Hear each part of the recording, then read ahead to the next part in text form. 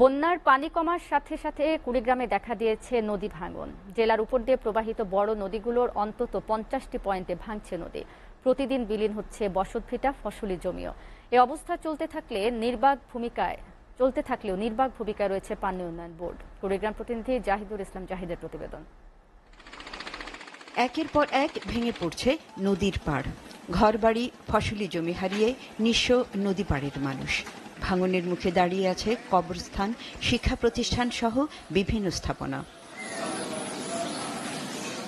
কুড়িগ্রামের রাজারহাটের ঘড়িয়ালডাঙ্গা ইউনিয়নের খিতাবখা, বিদ্যানন্দের কালীর মেলা সহ বিভিন্ন পয়েন্টে এভাবেই ভাঙছে তিস্তা নদী।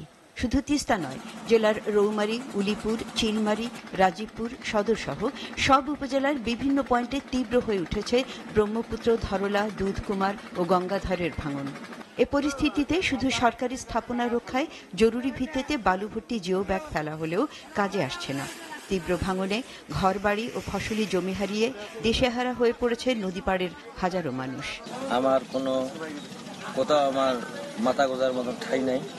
আমি এই যে স্কুলের পায়ে তুছি, ঘর বাড়ি ওইখানে আছে, আর আমি যে মাল পানি কোথায় থবো এটার মতন জায়গা নাই। আমার বাড়ি 3 ভাঙা দিলাম, একটা 3 ভাঙা দিলাম। মানে খিতাবখা স্কুলের সম্মুখে আমার বাড়ি, ঘর সরের তাল পাই না, 3টা ঘর আমার চলে গেছে। আমার এই যে পাকঘর, একেবারে টাটির বেড়া, ঘর দুয়ারে একবারে নদী গেছে, শিল্পটা গেছে, দেখভাড়া সম্পূর্ণ চলে গেছে, নিবের পাই নেই। ভাঙনের কবলে বারবার স্থানীয় পানি উন্নয়ন বোর্ড সহ জনপ্রতিনিধিদের শরণাপন্ন হয়েও প্রতিকার মেলে না বলে অভিযোগ ভুক্তভোগীদের। দেখা যাচ্ছে বন্যার কারণে বিভিন্ন ধরনের 3 দিন 4 দিনের মধ্যে এই নদী চাপ দিয়ে এমন ভাঙন শুরু হইলো, বাড়ি ঘর টানে তাল পায় না।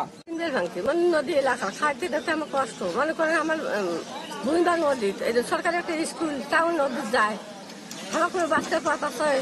তিস্তা সহ অন্যান্য নদ নদীর অসংখ্য পয়েন্টে ভাঙন চললেও শুধু বিদ্যালয় সহ গুরুত্বপূর্ণ স্থাপনা রক্ষায় অস্থায়ী ভিত্তিতে কাজ করার কথা জানায় পানি উন্নয়ন বোর্ডের এই কর্মকর্তা।